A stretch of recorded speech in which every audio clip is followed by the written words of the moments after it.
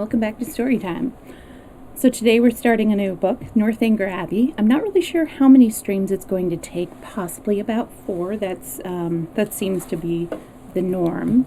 This is the only Jane Austen book that I have ever read, and I was surprised by how snarky she is. She is a lot of fun in this one. It is, I believe, her shortest complete novel. And I don't remember what the longest is. Sorry about that. But yeah, I decided to read that because I wasn't really in the mood for like conventional love stories. I wanted something a bit more, not really off-key, a little bit different from what people think of Jane Austen, think when they think Jane Austen. So that's why I went ahead and read it. I also like, some gothic horrors. They're fun, and this is supposed to have that sort of feel to it, but I don't want to spoil too much for it. And it is apparently the earliest of her 6 major novels, so this went unpublished until after she died. Interesting. I just got that little bit of information off of the back of the book, so there you go. And I have this really nice Bantam Classics edition. It's really cool. I'll try to remember to post up the link to it or, an image of it on the Discord. Anyways, I think I'm going to go ahead and get started. And let's hope that my reading chops are up to the challenge of reading Jane Austen aloud. Hi, John. So good to see you. I hope your weekend was going well. Oh, are you going to be joining us? No, I didn't draw this. That would be really cool if I'd drawn this. This is a free use picture of an English manor, and I decided, English manors just seem very Jane Austen to me, especially one that's kind of, stately but a little bit haunting. Would definitely fit with the Northanger Abbey vibes. Yeah. I'm not really sure, what my gothic manor would look like if I drew it. Oh my goodness, drew it. I'm actually reading a gothic horror right now. It's an interesting twist on one because it takes place in the 1950s in Mexico, and the main character is a Mexico City socialite, and her sister has married into this very mysterious English family who lives up in this really high mountain in Mexico, where, since it's so high up, it gets very drizzly and dreary. And the house definitely has that moldering gothic horror mansion feel to it. And, there are mysterious whispers in the wall. There are strange haunting dreams. And it's just a lot of fun. If you find creepy spookiness fun. And I do, if it's ghosty, creepy, spooky. If it has gore in it, I do not go. Yeah, it is spooky. It's called Mexican Gothic, and I forget who the author is, but the cover of it is gorgeous. And I kept hearing so many amazing things about it. It's been on the bestseller list pretty consistently. The bestsellers list that we go through is not the New York Times, because that is big box chain stores and all of the online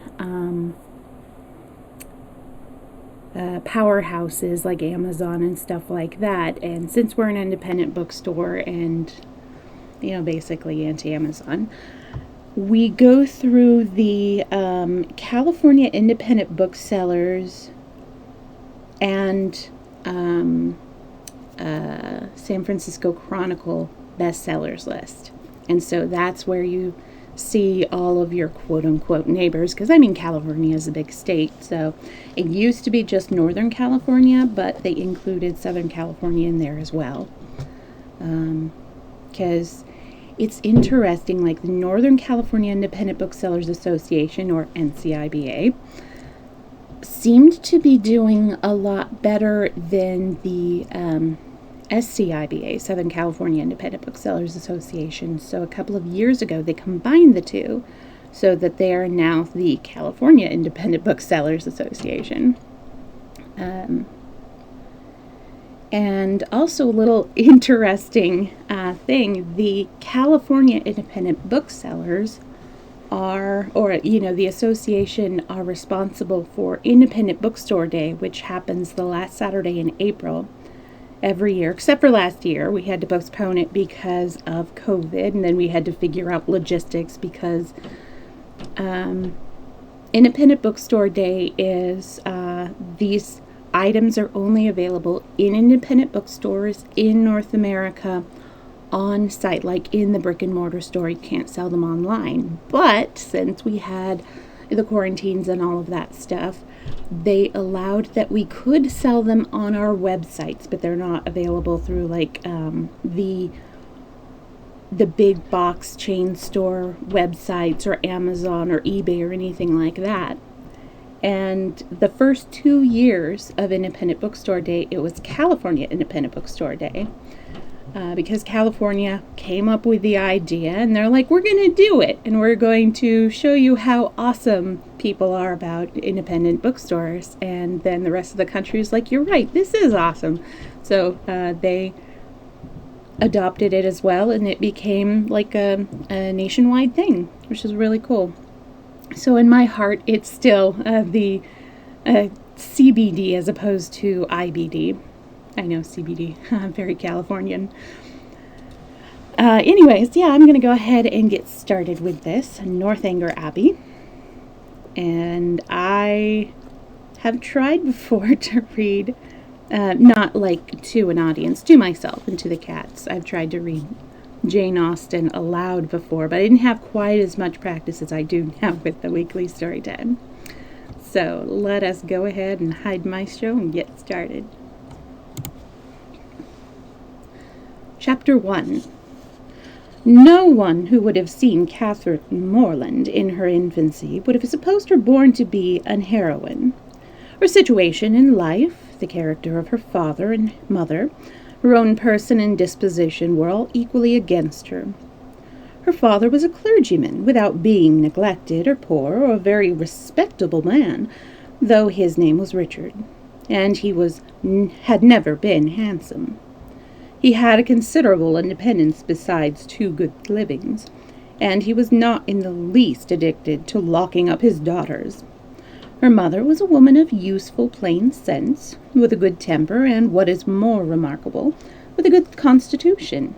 She had 3 sons before Catherine was born, and instead of dying and bringing the latter into the world, as anybody might expect, she still lived to have 6 children more, to see them growing up around her, and to enjoy excellent health herself. My word, 10 kids.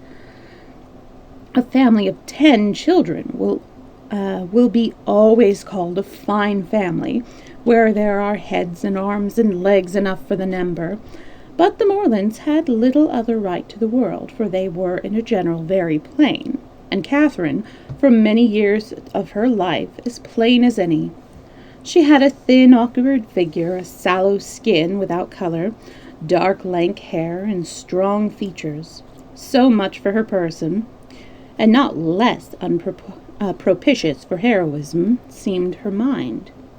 She was fond of all boys' plays, and greatly preferred cricket, not merely to dolls, but to the more heroic enjoyments of infancy, nursing a dormouse, feeding a canary bird, or watering a rose bush. Indeed, she had no taste for a garden, and if she gathered flowers at all, it was chiefly for the pleasure of mischief. At least so it was conjectured from her always preferring those which she was forbidden to take. Such was her propensities. Her abilities were quite as extraordinary. She never could learn or understand anything before she was taught, and sometimes not even then, for she was often inattentive and occasionally stupid. Her mother was 3 months in teaching her only to repeat the beggar's petition, and after all, her next sister, Sally, could say it better than she did. Not that Catherine was always stupid, by no means. She learnt the fable of the Hare and Many Friends as quickly as any girl in England. Her mother wished her to learn music, and Catherine was sure she would like it, for she was very fond of tinkling the keys of the old forlorn spinet. But at 8 years old she began. At 8 years old she began. She learnt a year and could not bear it, and Mrs. Morland, who did not insist on her daughter's being accomplished in spite of incapacity or distaste, allowed her to leave off. The day which dismissed the music master was one of the happiest of Catherine's life. Her taste for drawing was not superior, though whenever she could obtain the outside of a letter from her mother to seize upon any other odd piece of paper, she did what she could in that way, by drawing houses and trees, hens and chickens, all very much like one another. Writing and accounts she was taught by her father, French by her mother. Her proficiency in either was not remarkable, and she shirked her lessons in both whenever she could. What a strange, unaccountable character! For with all these symptoms of profligacy, that's an interesting word, at 10 years old, she had neither a bad heart nor a bad temper, was seldom stubborn, scarcely ever quarrelsome, and very kind to the little ones, with few interruptions of tyranny. She was, moreover, noisy and wild, hated confinement and cleanliness, and loved nothing so well in the world as rolling down the green slope at the back of the house. Sounds like she has ADHD. Such was Catherine Morland at 10.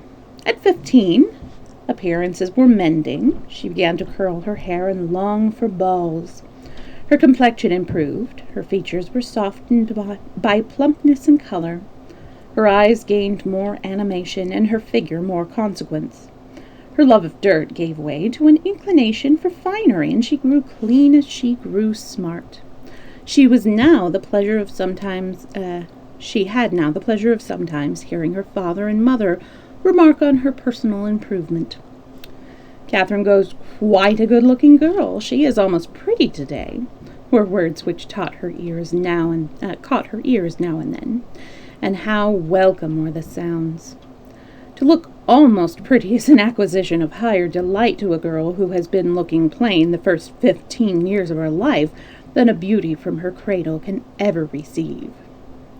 Mrs. Morland was a very good woman, and wished to see her children everything they ought to be, but her time was so much occupied in lying in and teaching the little ones that her elder daughters were inevitably left to shift for themselves, and it was not very wonderful that Catherine, who had by nature nothing heroic about her, should prefer cricket, baseball, riding on horseback, and running about the country at the age of 14 to books, or at least books of information, provided that nothing like useful knowledge could be gained from them, provided they were all story and no reflection. She had never any objection to books at all. But from 15 to 17 she was in training for a heroine. She read all such works as heroines must read to supply their memories, with those quotations which are so serviceable and so soothing in the vicissitudes of their eventual lives. From Pope she learned to censure those who bear about the mockery of woe. From Gray that many a flower is born to blush unseen and waste its fragrance on the desert air. From Thomson that it is a delightful task to teach the young idea how to shoot. And from Shakespeare she gained a great store of information, amongst the rest that trifles light as air are to the jealous confirmation strong as proofs of holy writ, that the poor beetle which we tread upon in corporeal suffrage feels a pang as great as when a giant dies, and that a young woman in love always looks like patience on a moment, smiling at grief. So far her improvement was sufficient, and in many other points she came on exceedingly well, for though she could not write sonnets, she brought herself to read them, and though there seemed no chance of her throwing a whole party into raptures by a prelude on the pianoforte, or her own composition, she could listen to other people's performances with very little fatigue. Her greatest deficiency was in the pencil. She had no notion of drawing. Not enough even to attempt to sketch her lover's profile that she might be detected in the design. There she fell miserably short of the true heroic height. At present she did not know her own poverty, for she had no lover to portray. She had reached the age of 17 without having seen one amiable youth who could call forth her sensibilities, without having inspired one real passion, and without having excited even any admiration, but what was very moderate and very transient. This was strange indeed, but strange things may be generally accounted for if their cause be fairly searched out. There was not one lord in the neighborhood, no, not even a baronet. There was not one family among their acquaintances who had reared and supported a boy accidentally found at their door, not one young man whose origin was unknown. Her father had no ward, and the squire of the parish no children. But when a young lady is to be a heroine, the perverseness of 40 surrounding families cannot prevent her. Something must and will happen to throw a hero in her way. Mr. Allen, who owned the chief of the property about Fullerton, the village in Wiltshire, where the Morlands lived, was ordered to Bath for the benefit of a gouty constitution, and his lady, a good-humoured woman, fond of Miss Morland, and probably aware that if adventures will not befall a young lady in their own village, she must seek them abroad, invited her to go with them. Mr. and Mrs. Morland were all compliance, and Catherine all happiness.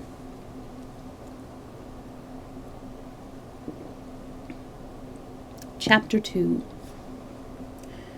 In addition to what has already been said of Catherine Morland's personal and mental endowments, when about to be launched into all the difficulties and dangers of a 6 weeks' residence in Bath, it may be stated for the reader's more certain information, lest the following pages should otherwise fail of giving any idea of what her character is of what her character is meant to be, that her heart was affectionate, and her disposition cheerful and open, without conceit or affection of any kind. Her manners just removed from the awkwardness and shyness of a girl, her person pleasing, and, when in good looks, pretty, and her mind about as ignorant and uninformed as the female mind at 17 usually is. When the hour of departure drew near, the material anxiety of Mrs. Morland will be naturally supposed to be most severe. 1,000 alarming presentiments of evil to her beloved Catherine from this terrific separation must oppress her heart with sadness and drown her in tears for the last day or two of their being together. An advice of the most important and applicable nature must, of course, flow from her wise lips in their parting conference in her closet. Cautions against the violence of such noblemen and baronets as delight in forcing young ladies away to some remote farmhouse must, at such a moment, relieve the fullness of her heart. Who would not think so? But Mrs. Morland knew so little of lords and baronets that she entertained no notion of their general mischievousness, and was wholly unsuspicious of danger to her daughter from their machinations. Her cautions were confined to the following points. I beg, Catherine, you will always wrap yourself up very warm about the throat when you come from the rooms at night, and I wish you could try to keep some account of the money you spend. I will give you this little book on purpose. Sally, or rather Sarah, for what young lady of common geniality will reach the age of 16 without altering her name as far as she can, must from situation be at this time the intimate friend and confidant of her sister. It is remarkable, however, that she neither insisted on Catherine's writing by every post, nor exacted her promise of transmitting the character of every new acquaintance, nor a detail of every interesting conversation that Bath might produce. Everything, indeed, relative to this important journey was done, on the part of the Morlands, with a degree of moderation and composure which seemed rather consistent with the common feelings of common life, than with the refined susceptibilities, the tender emotions which the first separation of a heroine from her family ought always to excite. Her father, instead of giving her an unlimited order on his banker, or even putting an £100 bank bill into her hands, gave her only 10 guineas and promised her more when she wanted it. Under these unpromising auspices, the parting took place, and the journey began. It was performed with suitable quietness and of uneventful safety. Neither robbers nor tempests befriended them, nor one lucky overturn to introduce them to the hero. Nothing more alarming occurred than a fear, on Mrs. Allen's side, of having once left her clogs behind her at an inn, and that fortunately proved to be groundless. They arrived at Bath. Catherine was all eager delight. Her eyes were here, there, everywhere, and as they approached its fine and striking environs, and afterwards drove through those streets which concluded them to the hotel. She was come to be happy, and she felt happy already. They were soon settled in comfortable lodgings in Pulteney Street. It was now expedient to give some description of Mrs. Allen, that the reader may be able to judge in what manner her actions will hereafter tend to promote the general distress of the work, and how she will probably contribute to reduce poor Catherine to all the desperate wretchedness of which a last volume is capable, whether by her imprudence, vulgarity, or jealousy, whether by intercepting her letters, ruining her character, or turning her out of doors. Mrs. Allen was one of that numerous class of females whose society can raise no other emotion than surprise at there being any men in the world who could like them well enough to marry them. She had neither beauty, genius, accomplishment, nor manner. The air of a gentlewoman, a great deal of quiet, inactive good temper, and a trifling turn of mind were all that could account for her being the choice of a sensible, intelligent man like Mr. Allen. In one respect, she was admirably fitted to introduce a young lady into public, being as fond of going everywhere, and seeing everything herself as any young lady could be. Dress was her passion. She had a most harmless delight in being fine, and our heroine's entrée into life could not take place till after 3 or 4 days had been spent in learning what was mostly worn, and her chaperone was provided with a dress of the newest fashion. Catherine, too, made some purchases herself, and when all these matters were arranged, the important evening came, which was to usher her into the upper rooms. Her hair was cut and dressed by the best hand. Her clothes were put on with care, and both Mrs. Allen and her maid declared she looked quite as she should do. With such encouragement, Catherine hoped at least to pass uncensured from the crowd. As for admiration, it was always very welcome when it came, but she did not depend on it. Mrs. Allen was so long in dressing that they did not enter the ballroom till late. The season was full, the room crowded, and the two ladies squeezed in as well as they could. As for Mr. Allen, he repaired directly to the card-room and left them to enjoy a mob by themselves. With more care for that safety of her own new gown than for the comfort of her protégée, Mrs. Allen made her way through the throng of men by the door, as swiftly as the necessary caution would allow. Hang on.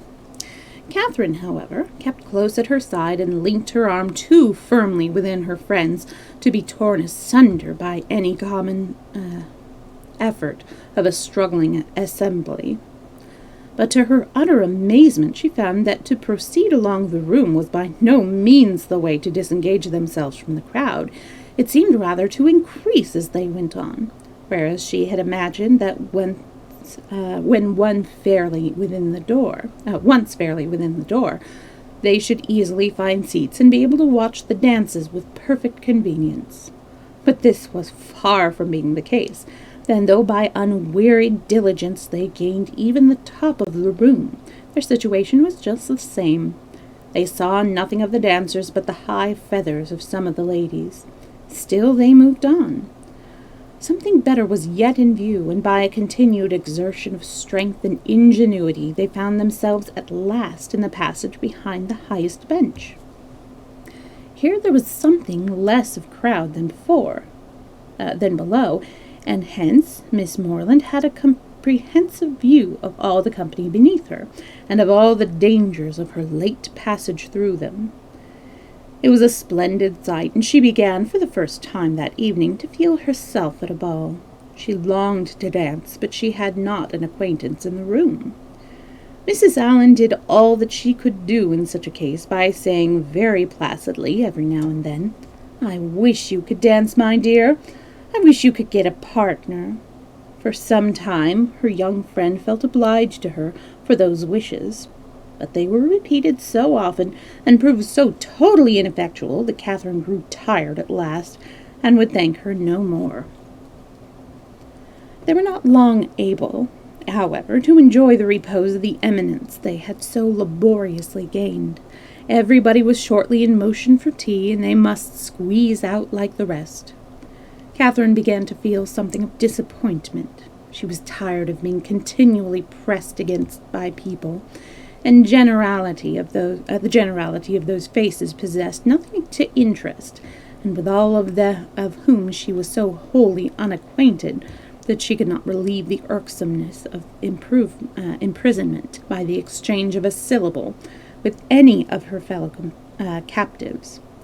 And when at last arrived in the tea-room, she felt yet more the awkwardness of having no party to join, no acquaintance to claim, no gentleman to assist them. They saw nothing of Mr. Allen, and after looking about them in vain for a more eligible situation, were obliged to sit down at the end of the table at which a large party were already placed, without having anything to do there, or anybody to speak to except each other. "Hey, Waqif, how are you doing?" We're just in the middle of the second chapter, so you haven't missed much. This is a wonderfully snarky Jane Austen. Ah, yes. Mrs. Allen I'm good, yeah. I'm finally having my weekend. It's been too warm here. It's in the middle of January. It should be cold, but it was t-shirt weather this weekend. Very strange. But we may get a little bit of precipitation at the end of the week. Yeah. At a chapter break, I will chat a little more. We're almost to a chapter break. Mrs. Allen congratulated herself as soon as they were seated on having preserved her gown from injury. "It would have been very shocking to have it torn," said she, "would not it? It is such a delicate muslin. For my part, I have not seen anything I like so well in the whole room, I assure you." "How uncomfortable it is," whispered Catherine, "not to have a single acquaintance here." "Yes, my dear," replied Mrs. Allen with perfect serenity. "It is very uncomfortable indeed. What shall we do? The gentlemen and ladies at this table look as if they wondered why we came here. We seem forcing ourselves into their party." "Aye, so we do. That is very disagreeable. I wish we had a large acquaintance here." "I wish we had any. It would be somebody to go with." Very true, my dear, and if we knew anybody, we could join them directly. The Skinners were here last year. I wish they were here now. Had not we better go away as it is? Here are no tea things for us, you see. Oh, no more there are, indeed. Oh, how very provoking. But I think we had better sit still, for one gets so tumbled in such a crowd. How is my head, my dear? Somebody gave me a push that has hurt it, I'm afraid. No, indeed, it looks very nice. But, dear Mrs. Allen, are you sure there is nobody you know in all this multitude of people? I think you must know somebody. Yeah, thank you. I've been streaming for a year. Actually, tomorrow was my stream-anniversary stream. And I do have a small viewership, but I have the best people who come and watch.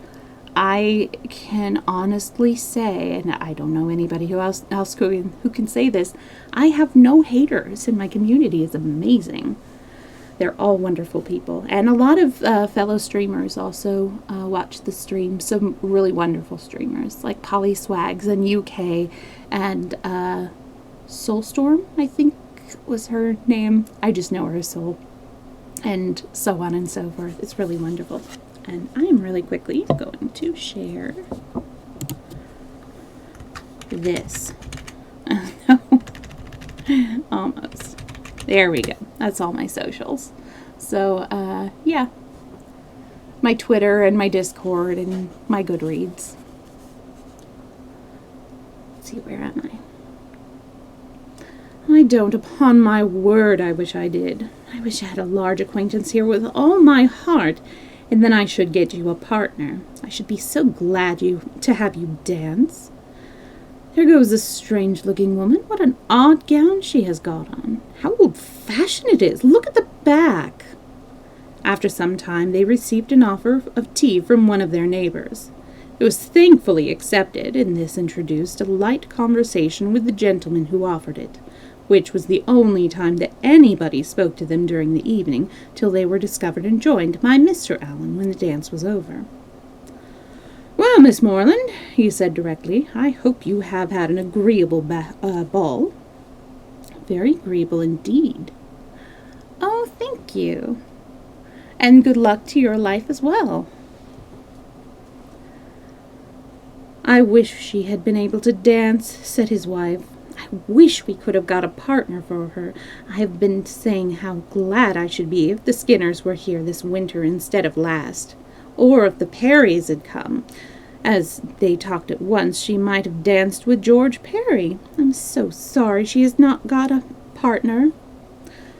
"We shall do better another evening, I hope," said Mr. Allen's consolation. Was Mr. Allen's consolation. The company began to disperse when the dancing was over, enough to leave space for the remainder to walk about in some comfort, and now was the time for a heroine who had not yet played a very distinguished part in the events of the evening, to be noticed and admired. Every 5 minutes, by removing some of the crowd, gave greater openings for her for her charms. She was now seen by many young men who had not been near her before. Not one, however, started with rapturous wonder on beholding her. No whisper of eager inquiry ran round the room, nor was she once called a divinity by anybody. Yet Catherine was in very good looks, and had the company only seen her 3 years before, they would now have thought how exceedingly handsome. She was looked at, however, with some admiration, for in her own hearing 2 gentlemen pronounced her to be a pretty girl. Such words had their due effect. She immediately thought the evening pleasanter than she had found it before. Her humble vanity was contented. She felt more obliged to the young men for their simple praise than a true quality heroine would have been for 15 sonnets in celebration of her charms, and went on to her chair in good humor with everybody, and perfectly satisfied with her share of public attention. All right, I'm at a little bit of a chapter break, so I can chat a little more. So you're from Turkey. That's really cool. How's the weather over there? Oh, and in case you wanted to listen to any of my story times and I'm not around, I do put all of them up on my YouTube, which is there. And they're all in playlist form, so you don't have to worry about searching for the next stream to pick it up.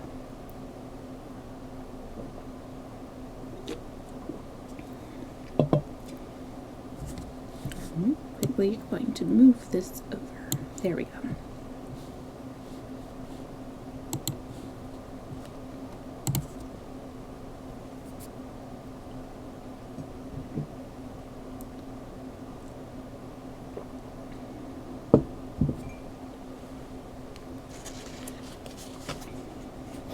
All right, we will continue. Chapter 3.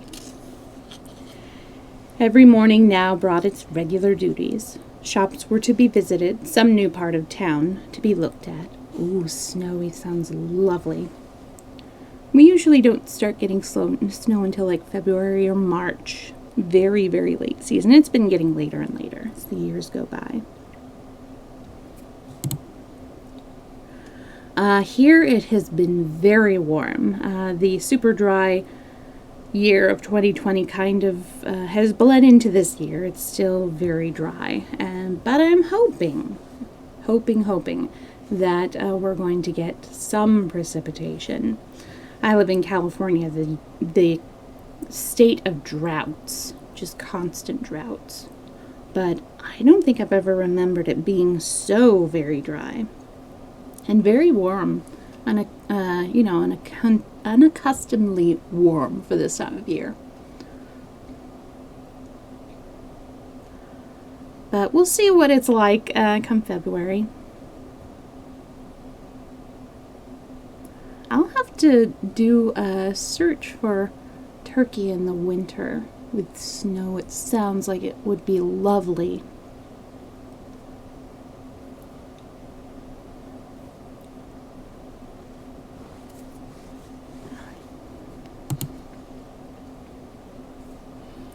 Chapter 3.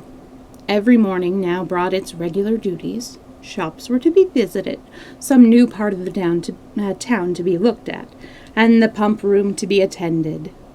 There were some new part of town to be looked at, and the pump room to be attended, where they paraded up and down for an hour, looking at everybody and speaking to no one.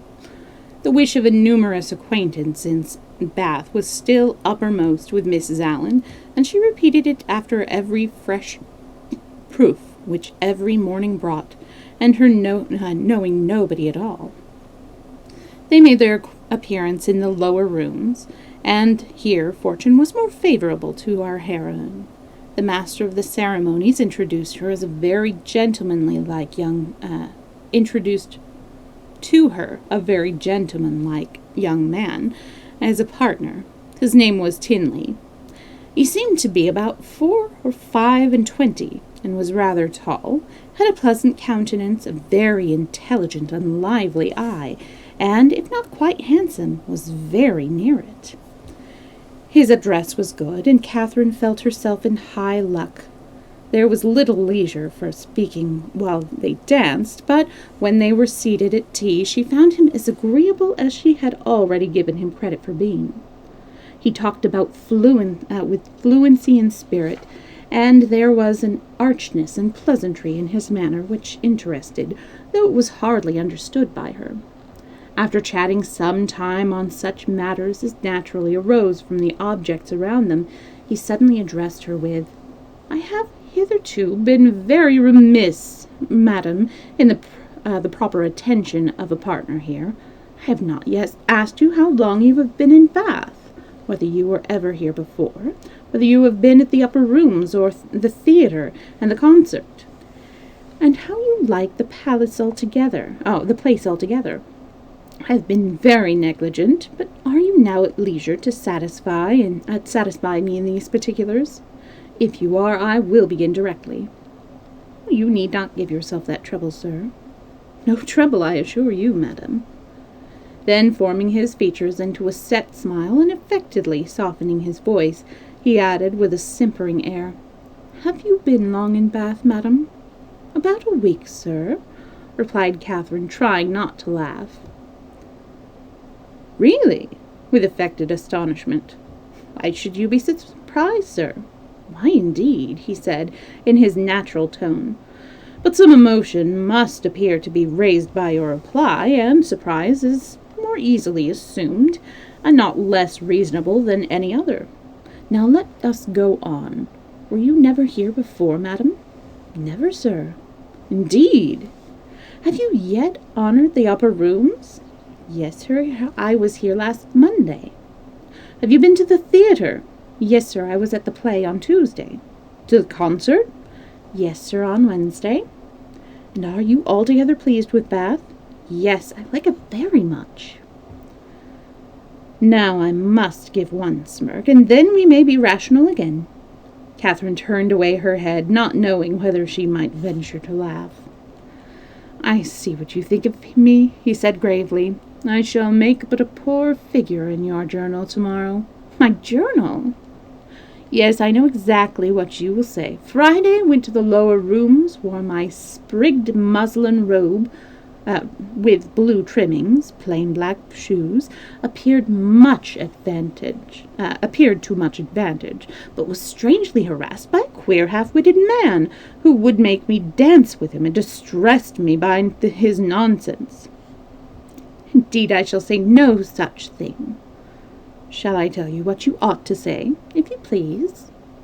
"I danced with a very agreeable young man introduced by Mr. King, had a great deal of conversation with him, seems a most extraordinary genius. Hope I may know more of him. That, madam, is what I wish you to say." "But perhaps I keep no journal." "Perhaps you are not sitting in this room, and I am not sitting by you. These are points in which a doubt is equally possible. Not keep a journal. How are your absent cousins to understand the tenor of your life in Bath without one? How are the civilities and compliments of every day to be related as they ought to be, unless noted down every evening in a journal? How are your various dresses to be remembered, and the particular state of your complexion, the curl of your hair to be described in all their diversities, without having constant recourse to a journal? My dear madam, I am not so ignorant of young ladies' ways as you wish to believe me. It is this delightful habit of journaling which largely contributes to form the easy style of writing for which the ladies are so generally celebrated. Everybody allows that the talent of writing agreeable letters is particularly female. Nature may have done something, but I am sure it must be essentially assisted by the practice of keeping a journal."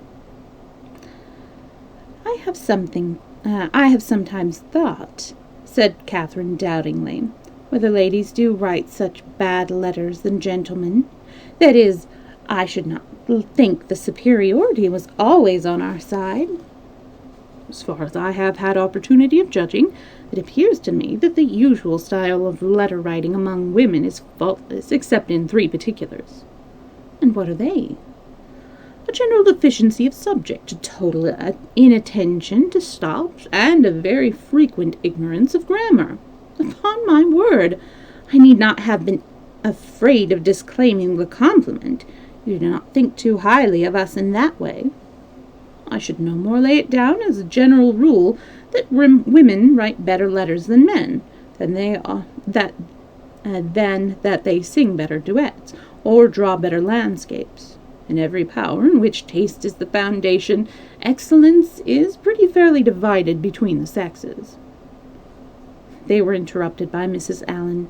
"My dear Catherine," she said, "do take this pin out of my sleeve. I am afraid it has torn a hole already. I shall be quite sorry if it has, for this is a favourite gown, though it costs but 9 shillings a yard." "That is exactly what I should have guessed, madam," said Mr. Tinley, looking at the muslin. "Do you understand muslin, sir?" "Particularly well. I always buy my own cravats, and am allowed to be an excellent judge, and my sister has often trusted me in the choice of a gown. I bought one for her the other day, and it was pronounced to be a prodigious bargain for every lady who saw it. I gave but 5 shillings a yard for it, and a true Indian muslin." Mrs. Allen was quite struck by this genius. "Men commonly take so little notice of those things," she said. "I can never get Mr. Allen to know one of my gowns from another. You must be a great comfort to your sister, sir." "I hope I am, madam." "And pray, sir, what do you think of Miss Morland's gown?" "Oh, it is very pretty, madam," he said, gravely examining it, "but I do not think it will wash well. I am afraid it will fray." "How can you," said Catherine, laughing, "be so—" She had almost said strange. "I am quite of your opinion, sir," said Mrs. Allen, "and so I told Miss Morland when she bought it. But then you know, madam, muslin always turns to some account or other. Miss Morland will get enough out of it for a handkerchief, or a cap, or a cloak. Muslin can never be said to be wasted. I have heard my sister say it 40 times when she has been extravagant in buying more than she wanted, or careless in cutting it to pieces." "Bath is a charming place, sir. There are so many good shops here. We are sadly off in a country, not but what we have very good shops in Salisbury, but it is so far to go." 8 miles is a long way. Mr. Allen says it is 9, measured 9, but I am sure it cannot be more than 8, and it is such a tire. I come back tired to death. Now here one can step out of doors and get a thing in 5 minutes. Mr. Tinley was polite enough to seem interested in what she said, and she kept him in the subject of muslins till the dancing recommenced.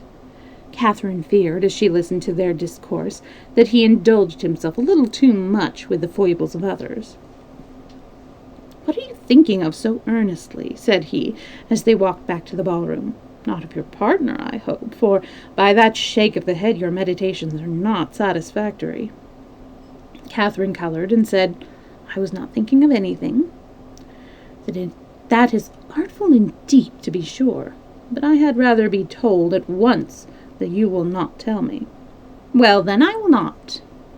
"Thank you, for now we shall soon be acquainted, as I am authorized to tease you on this subject whenever we meet, and nothing in the world advances intimacy so much." They danced again, and when the assembly closed, parted on the lady's side at least, with a strong inclination for continuing the acquaintance. Whether she thought of him so much while she drank her warm wine and water, that does not sound pleasant, and prepared herself for bed, as to dream of him when there, cannot be ascertained. But I hope it was no more than in a slight slumber, or a morning doze at most. For if it be true, as a celebrated writer has maintained, that no young lady can be justified in falling in love before the gentleman's love is declared, it must be very improper that a young lady should dream of a gentleman before the gentleman is first known to have dreamt of her. How proper Mr. Tinley might be as a dreamer or a lover had not yet perhaps entered Mr. Allen's head, but that he was not objectionable as a common acquaintance for his young charge, he was on inquiry satisfied. For he had early in the evening taken pains to know who her partner was, and had been assured of Mr. Tinley's being a clergyman, and of a very respectable family in Gloucester. Taking a quick break, I forgot to ask you, Waqif, if you stream, and what kind of streams you enjoy watching or listening to.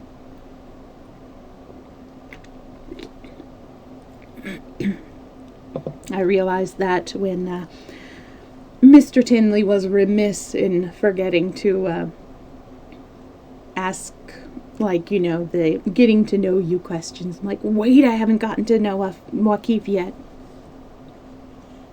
And also what kind of books you enjoy.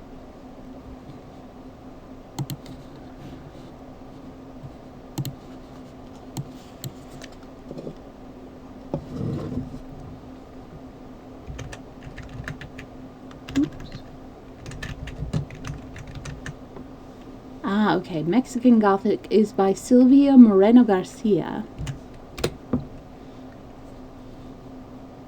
And I think I'll just post up the Goodreads page of it. It's such a beautiful cover. I will put it in Books and Stories on my Discord.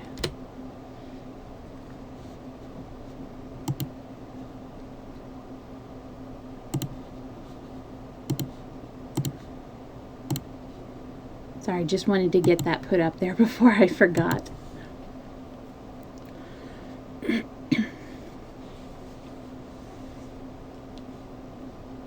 Oh, that's right. And I was going to look up the Bantam Classic edition that I have of Northanger Abbey and put that one up as well.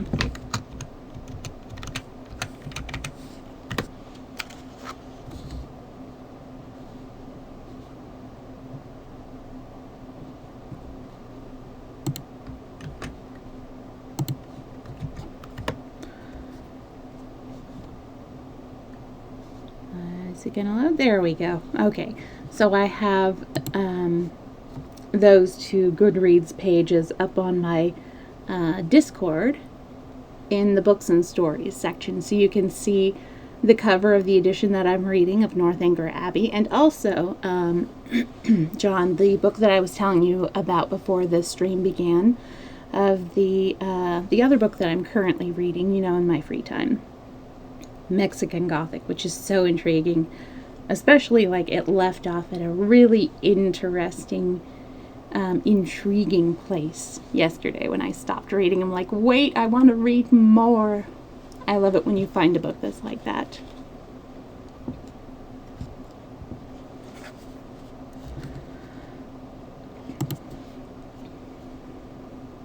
Chapter 4. With more than usual eagerness did Catherine hasten to the pump room the next day, secure within herself of seeing Mr. Tinley then before the morning were over, and ready to meet him with a smile, but no smile was demanded. Sorry about that. Mr. Tinley did not appear. Every creature in Bath, except himself, was to be seen in the room at different periods of the fashionable hours. Crowds of people were every moment passing in and out, up the stairs and down, people whom nobody cared about and nobody wanted to see, and he only was absent.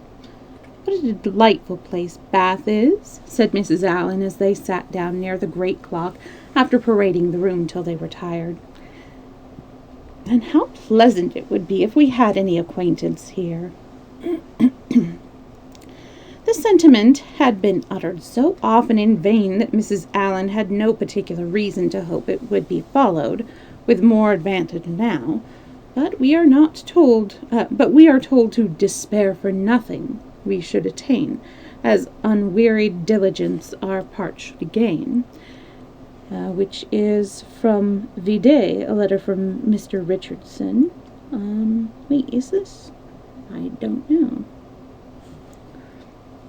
It's a quote from something. And the unwearied diligence in which she had every day wished for the same thing was at length to have its just reward, for hardly had she been seated 10 minutes before a lady of her own age, who was sitting by her, and had been looking at her attentively for several minutes, addressed her with great complacence in these words: "I think, madam, I cannot be mistaken. It is a long time since I had the pleasure of seeing you, but is not your name Allen?" This question answers, as it readily was. The stranger pronounced her to be Thorpe, and Mrs. Allen immediately recognized the features of a former schoolfellow and intimate, whom she had only once since their respective marriages, and that many years ago their joy on this meeting was very great, as well as it might, since they had been contented to know nothing of each other for the last 15 years. Compliments on good looks now passed, and after observing how time had slipped away since they were last together, how little they had thought of meeting in Bath, and what a pleasure it was to see an old friend, they proceeded to make inquiries and give intelligence as to their families, sisters, cousins, talking both together, far more ready to give than to receive information, and each hearing a very little of what the other said. Mrs. Thorpe, however, had one great advantage as a talker over Mrs. Allen in a family of children, and when she expatiated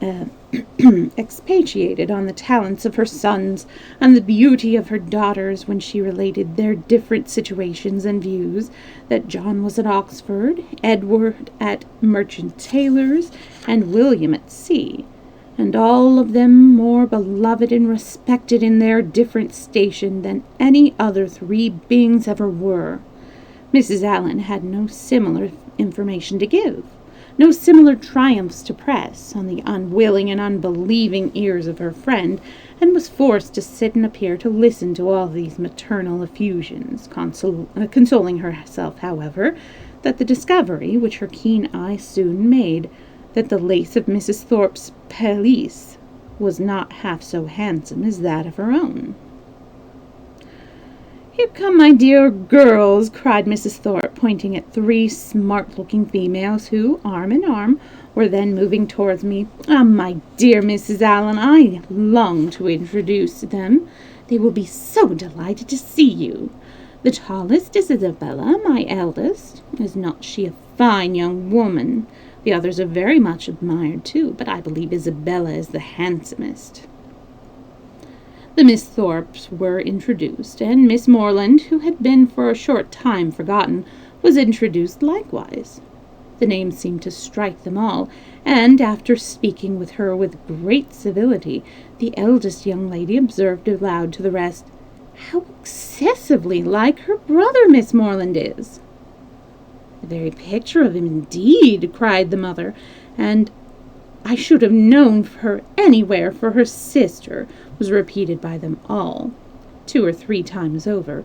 For a moment Catherine was surprised, but Mrs. Thorpe and her daughters had scarcely begun the history of their acquaintance when Mr. James Morland, begun the history of their acquaintance with Mr. James Morland, before she remembered that her eldest brother had lately formed an intimacy with a young man of his own college of the name of Thorpe, and that he had spent the last week of the Christmas vacation with his family near London. The whole being explained, many obliging things were said by the Miss Thorpes of their wish for being better acquainted with her, of being considered as already friends, through the friendship of their brothers, etc., which Catherine heard with pleasure, and answered that with all the pretty expressions she could command, and as the first proof of amity, she was soon invited to accept an arm of the eldest Miss Thorpe, and take a turn with her about the room. Catherine was delighted with this extension of her Bath acquaintance, and almost forgot Mr. Tinley while she talked to Miss Thorpe. Friendship is certainly the finest balm for the pangs of disappointed love. Their conversation turned upon those subjects of which the free discussion was generally much to do in perfecting a sudden intimacy between two young ladies, such as dress, balls, flirtations, and quizzes. Miss Thorpe, however, being 4 years older than Miss Morland, and at least 4 years better informed, had a very decided advantage in discussing such points. She could compare the balls of Bath with those of Tunbridge, its fashions with the fashions of London, could rectify the opinions of her new friend in many articles of tasteful attire, could discover a flirtation between any gentleman and lady who only smiled at each other, and point out a quiz through the thickness of a crowd. These powers received due admiration from Catherine, to whom they were entirely new, and the respect which they naturally inspired might have been too great for familiarity, and had not the easy gaiety of Miss Thorpe's manners, and her frequent expressions of delight on this acquaintance with her, softened down every feeling of awe, and left nothing but tender affection. Their increasing attachment was not to be satisfied with half a dozen turns in the pump-room, but required, when they all quitted it together, that Miss Thorpe should accompany Miss Morland to the very door of Mr. Allen's house, and that they should there part with a most affectionate and lengthened shake of hands, after learning, to their mutual relief, that they should see each other across the theatre at night, and say their prayers at the same chapel the next morning. Catherine then ran directly upstairs and watched Miss Thorpe's progress down the street with from the drawing-room window, admired the graceful spirit of her walk, the fashionable air of her figure and dress, and felt grateful, as well she might, for the chance which had procured her such a friend. Mrs. Thorpe was a widow, and not a very rich one. She was a good-humored, well-meaning woman, and a very indulgent mother. Her eldest daughter had great personal beauty, and the younger ones, by pretending to be as handsome as their sister, imitating her air and dressing in the same style, did very well. This brief account of the family is intended to supersede the necessity of a long and minute detail from Mrs. Thorpe herself of her past adventures and sufferings, which might otherwise be expected to occupy the 3 or 4 following chapters, in which the worthlessness of lords and attorneys might be set forth, and conversations, which had passed 20 years before, be minutely repeated.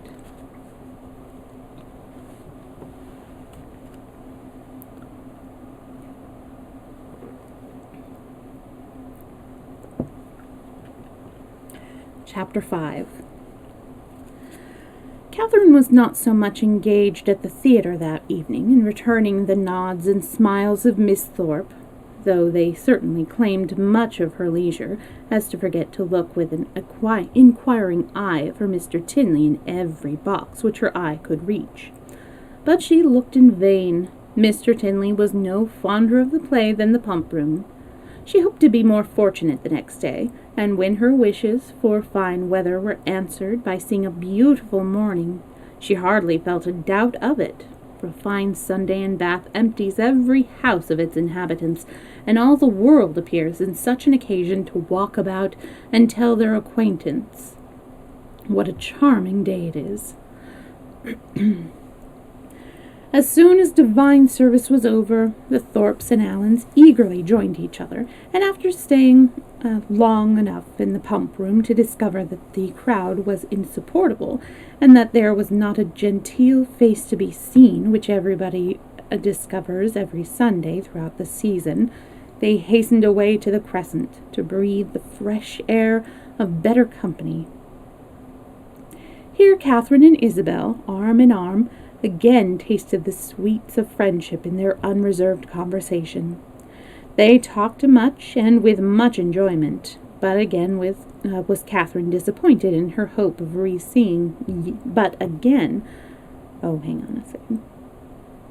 again was Catherine disappointed in her hope of re-seeing her partner. He was nowhere to be met with. Every search of him was equally unsuccessful, in morning lounges or evening assemblies. Neither at the upper nor lower rooms, at dressed or undressed balls, was he perceivable, nor among the walkers, the horsemen, or the curricle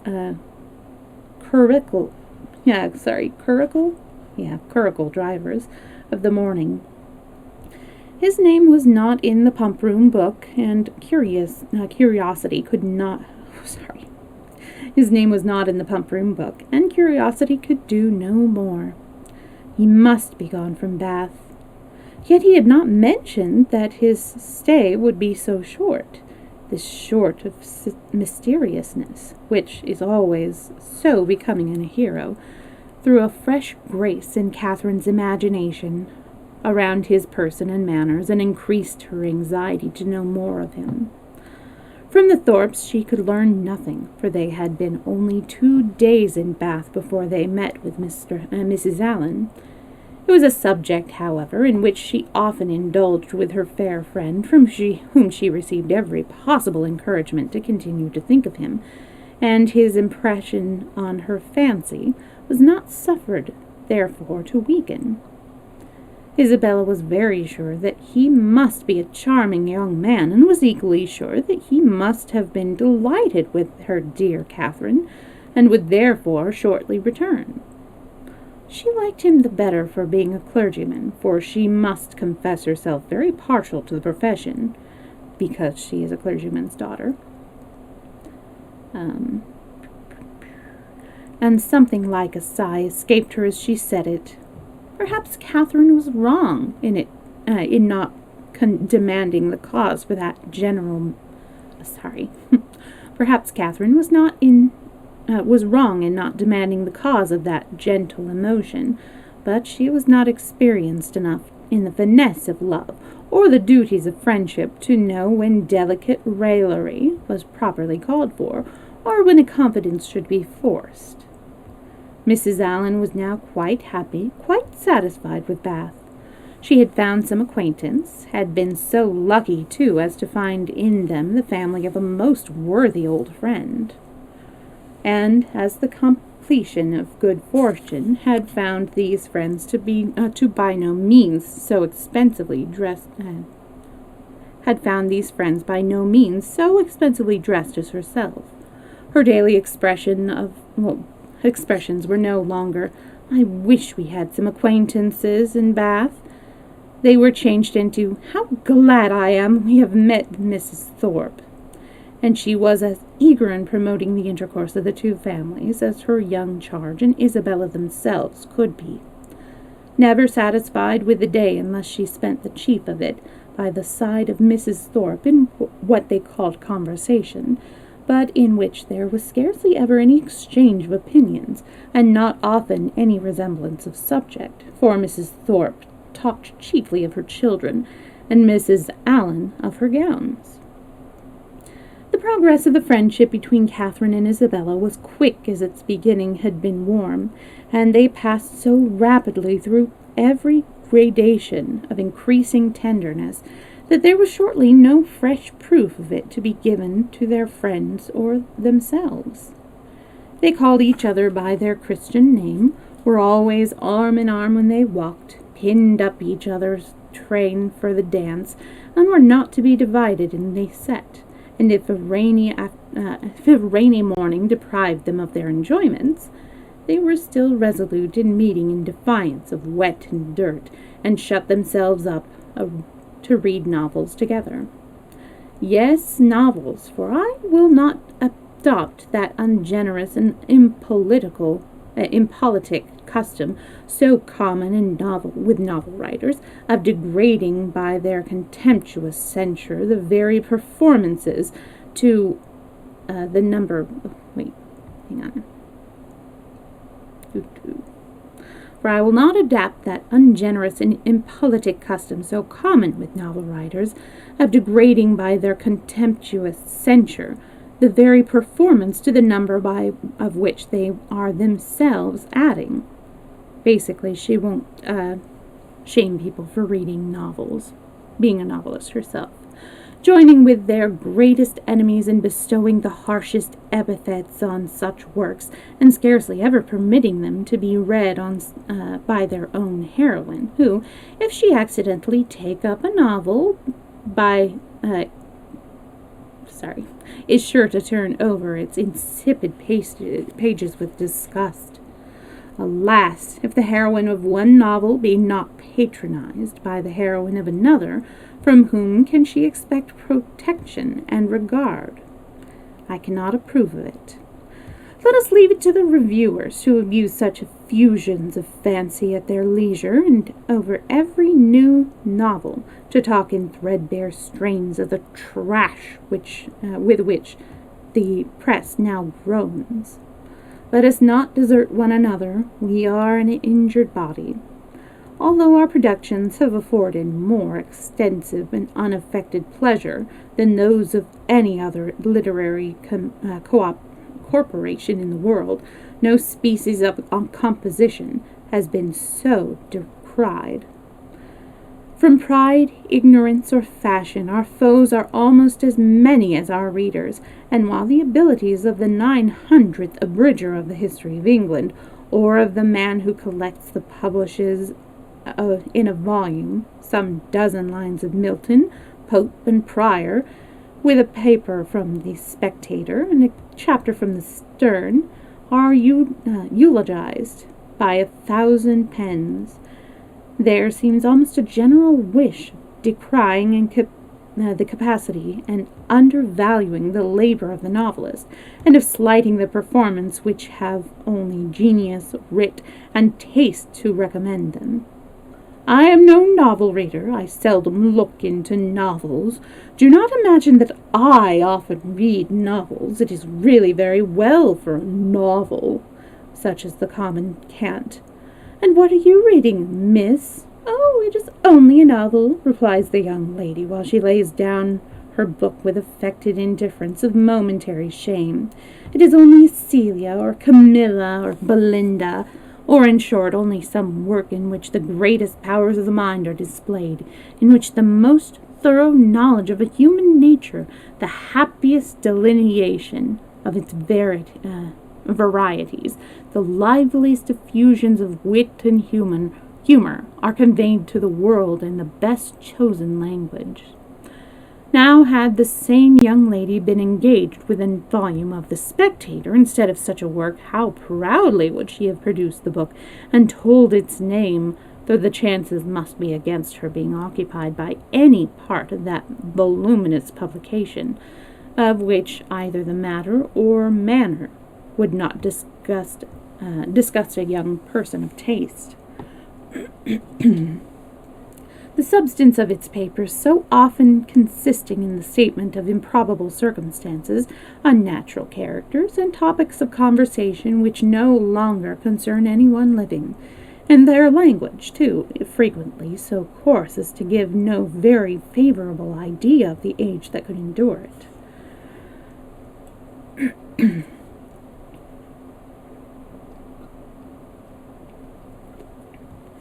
I remember having read that part the first time and just laughing because, she totally gets off track in sort of tirading about how novelists and novels are looked down upon and how, nonfiction just gets so much regard and all of that stuff. She's very cheeky. I like her in this book.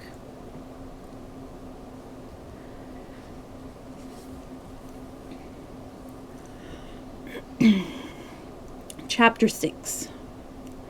The following conversation, which took place between the two friends in the pump room one morning after an acquaintance of 8 or 9 days, is given as a specimen of their very warm attachment and of the delicacy, discretion, originality of thought, and literary taste which remarked the reasonableness of that attachment. They met by appointment, and as Isabella had arrived nearly 5 minutes before her friend, her first address naturally was, "My dearest creature, what can have made you so late? I have been waiting for you at least an age." "Have you indeed? I'm very sorry for it, but really I thought I was in very good time. It is but just 1. I hope you have not been here long." "Oh, these 10 ages at least. I'm sure I have been here this half hour. But now let us go and sit down at the other end of the room and enjoy ourselves. I have 100 things to say to you. In the first place, I was so afraid it would rain this morning, just as I wanted to set off. It looked so showery, and that would have thrown me into agonies. Do you know, I saw the prettiest hat you can imagine in a shop window in Milsom Street just now. Very like yours, only with coquelicot ribbons instead of green. I quite longed for it. But my dearest Catherine, what have you been doing with yourself all this morning? Have you gone on with Udolpho? Yes, I've been reading it ever since I woke, and I am got to the Black Veil. Are you indeed? Oh, how delightful! Oh, I would not tell you what is behind that black veil for the world. Are you not wild to know? Oh, yes, quite. What can it be? But do not tell me. I would not be told upon any account. I know it must be a skeleton. I am sure it is a Laurentina skeleton. Oh, I am delighted with the book. I should like to spend my whole life in reading it, I assure you. If it had not been to meet you, I would not have come away from it for all the world. Dear creature, how much I am obliged to you, and when you have finished Udolpho, we will read the Italian together, and I have made out a list of 10 or 12 more of the same kind for you. Have you indeed? Oh, how glad I am! What are they all? I will read you their names directly. Here they are in my pocketbook. Castle of Wolfenbach, Claremont, Mysterious Warnings, Necromancer of the Black Forest, Midnight Bell, Orphan of the Rhine, and Horrid Mysteries. Those will last us some time. Yes, pretty well. But are they all horrid, or are you sure they are all horrid? Yes, quite sure. For a particular friend of mine, a Miss Andrews, a sweet girl, one of the sweetest creatures in the world, has read every one of them. I wish you knew Miss Andrews. You would be delighted with her. She is knitting herself the sweetest cloak you can conceive. I think her as beautiful as an angel, and I am so vexed with the men for not admiring her. I scold them all amazingly about it. Scold them? Do you scold them for not admiring her? Yes, that I do. There is nothing I would not do for those who are really my friends. I have no notion of loving people by halves. It is not my nature. My attachments are always excessively strong. I told Captain Hunt at one of our assemblies this winter that if he was to tease me all night, I would not dance with him unless he would allow Miss Andrews to be as beautiful as an angel. The men think us incapable of real friendship, you know, and I am delighted to show them the difference. Now, if I were to hear anybody speak slightingly of you, I should fire up in a moment. That is not at all likely, for you are just the kind of girl to be great favorite with the men. Oh dear, cried Catherine, coloring. How can you say so? I know you very well. You have so much animation, which is exactly what Miss Andrews wants, for I must confess there is something amazingly insipid about her. Oh, I must tell you that just after we parted yesterday, I saw a young man looking at you so earnestly. I'm sure he is in love with you. Catherine colored and disclaimed herself again. Isabella laughed. It is very true, upon my honor. But I see how it is. You are indifferent to everybody's admiration except that of one gentleman who shall be nameless. Nay, I cannot blame you. Speaking more seriously, your feelings are easily understood. Where the heart is really attached, I know very well how little one can be pleased with the attention of anybody else. Everything is so insipid, so uninteresting, that it does not relate to the beloved object. I can perfectly comprehend your feelings. But you should not persuade me that I think so very much about Mr. Tinley, so perhaps I may never see him again. Not see him again? My dear creature, do not talk of it. I am sure you would be miserable if you thought so. No, indeed, I should not. I do not pretend to say that I was not very much pleased with him, but while I have Udolpho to read, I feel as if nobody could make me miserable. Oh, the dreadful black veil, my dear Isabella! I'm sure there must be Laurentina's skeleton behind it. Oh, it is so odd to me that you should never have read Udolpho before, but I suppose Mrs. Morland objects to novels. No, she does not. She very often reads Sir Charles Grandison herself, but new books do not fall in our way. Sir Charles Grandison? Oh, that is so amazing horrid books, is it not? I remember Miss Andrews could not get through the first volume. It is not like Udolpho at all, but yet I think it is very entertaining. Do you indeed? You surprise me. I thought it had not been readable. But, my dearest Catherine, have you settled what to wear on your head tonight? I am determined at all events to be dressed exactly like you. The men take notice of that sometimes, you know. But it does not signify if they do, said Catherine very innocently. Signify? Oh, heavens! I make it a rule never to mind what they say. They are very often amazingly impertinent if you do not treat them with spirit and make them keep their distance. Are they? Well, I never observed that. They always behave very well to me. Oh, they give themselves such airs. They are the most conceited creatures in the world and think themselves so much importance. By the way, though I have thought of it 100 times, I have always thought to ask you, what is your favorite complexion in a man? Do you like them best dark or fair? I hardly know. I never thought about it. Sometimes something between both, I think. Brown, not fair, and not very dark.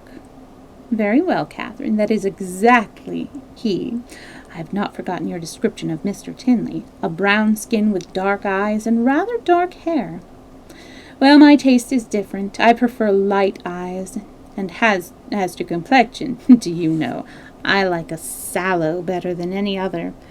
You must not betray me if you should ever meet with one of your acquaintance answering that description. Betray you? What do you mean? Nay, do not distress me. I believe I have said too much. Let us drop the subject. Catherine, in some amazement, complied, and after remaining a few moments silent, was on the point of reverting to what interested her at that time rather more than anything else in the world, Laurentina's skeleton, when her friend prevented her by saying, For heaven's sake, let us move away from this end of the room. Do you know there are 2 odious men who have been staring at me this half-hour? They really put me quite out of countenance. Let us go and look at the arrivals. They will hardly follow us here. Away they walked to the book, and while Isabella examined the names, it was Catherine's employment to watch the proceedings of those alarming young men. They are not coming this way, are they? I hope they are not so impertinent as to follow us. Pray let me know if they are coming. I am determined I will not look up. In a few moments Catherine, with unaffected pleasure, assured her that she need not be longer uneasy, as the gentleman who had just left the pump-room. And which way are they gone? Said Isabella, turning hastily round. One was a very good-looking young man. They went towards the churchyard. Well, I am amazingly glad I have got rid of them. And now, what say you to going to Edgar's building with me, and looking at my new hat? You said you should like to come see it. Catherine readily agreed. Only, she added, perhaps we may overtake the 2 young men. Oh, never mind that. If we make haste, we shall pass by them presently, and I am dying to show you my hat. But if we only wait a few minutes, there will be no danger of our seeing them at all. I shall not pay them any such compliment, I assure you. I have no notion of treating men with such respect. That is the way to spoil them. Catherine had nothing to oppose against that reasoning, and therefore, to show the independence of Miss Thorpe and the resolution of humbling the sex, they set off immediately as fast as they could walk in pursuit of the two young men.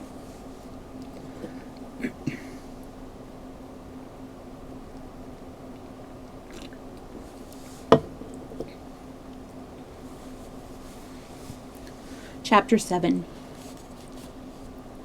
Half a minute conducted them through the pump yard to the archway opposite Union Passage, but here they were stopped. Everybody acquainted with Bath must remember the difficulties of crossing Cheap Street at this point. It is indeed a street of so impertinent a nature, so unfortunately connected with the great London and Oxford roads, and the principal inn of the city, that a day never passes in which parties of ladies, however important their business, whether in quest of pastry, millinery, or even, as in the present case, of young men, are not detained on one side or the other by carriages, horsemen, or carts. This evil had been felt and lamented at least 3 times a day by Isabella since their residence in Bath, and she was now fated to feel and lament it once more. For at the very moment of coming opposite to Union Passage, and within view of the 2 gentlemen who were proceeding through the crowds and threading the gutters of that interesting alley, they were prevented crossing by the approach of a gig, driven along on bad pavement by the most knowing-looking coachman, with all the vehemence that he could most fitly endanger the lives of himself, his companion, and his horse. "Oh, these odious gigs," said Isabella, looking up. "How I detest them!" But this detestation, though so just, was of short duration, for she looked again and exclaimed, "Delightful! Mr. Morland and my brother!" "Good heavens! 'Tis James!" was uttered at the same moment by Catherine, and on catching the young man's eyes, the horse was immediately checked with a violence which almost threw him on his haunches, and the servant having now scampered up, the gentleman jumped out, and the equipage was delivered to his care. Catherine, by whom this meeting was wholly unexpected, received her brother with the liveliest pleasure, and he, being of a very amiable disposition and sincerely attached to her, gave every proof on his side of equal satisfaction, which he could have leisure to do, while the bright eyes of Miss Thorpe were incessantly challenging his notice, and to her his devoirs, and to her his devoirs were speedily paid, with a mixture of joy and embarrassment, which might have informed Catherine, had she been more expert in the development of other people's feelings, and less simply engrossed by her own, that her brother thought her friend quite as pretty as she could do herself. John Thorpe, who in the meantime had been given orders about the horses, soon joined them, and from him so directly received the amends which were his due, for which he slightly and carelessly touched the hands of Isabella. On her he was bestowed a whole scrape and a half, a short bow. On her he bestowed a whole scrape and a half a short bow. He was a stout young man of middling height, who, with a plain face and ungraceful form, seemed fearful of being too handsome unless he wore the dress of a groom, and too much like a gentleman unless he were easy where he ought to be civil, and impudent where he might be allowed to be easy. He took out his watch.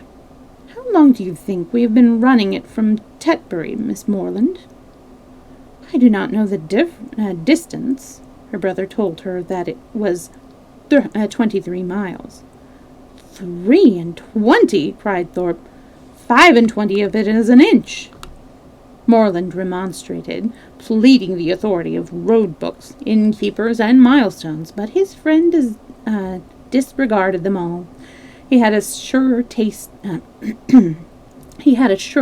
of distance. "I know it must be 25, said he. By the time we have been doing it, it is now 1:30, and we drove out of the inn yard in Tetbury as the town clock struck 11, and I defy any man in England to make my horse go less than 10 miles an hour in harness. That makes it exactly 25. You've lost an hour, said Morland. It was only 10 o'clock when we came from Tetbury. 10 o'clock? It was 11, upon my soul. I counted every stroke. This brother of yours would persuade me out of my senses, Miss Morland. Do but look at my horse. Did you ever see an animal so made for speed in your life? The servant had just mounted the carriage and was driving off. Such true blood. 3 hours and a half, indeed, coming only 23 miles. Look at that creature, and suppose it possible if you can. He does look very hot, to be sure. Hot? He had not turned a hair till we came to Walcot Church. But look at his forehead. Look at his loins. Only see how he moves. That horse cannot go less than 10 miles an hour. Tie his legs and he will get on. What do you think of my gig, Miss Morland? A neat one, is it not? Well hung, town built. I have not had it a month. It was built for a Christchurch man, friend of mine, a very good sort of fellow. He ran it a few weeks till I believe it was convenient to have done with it.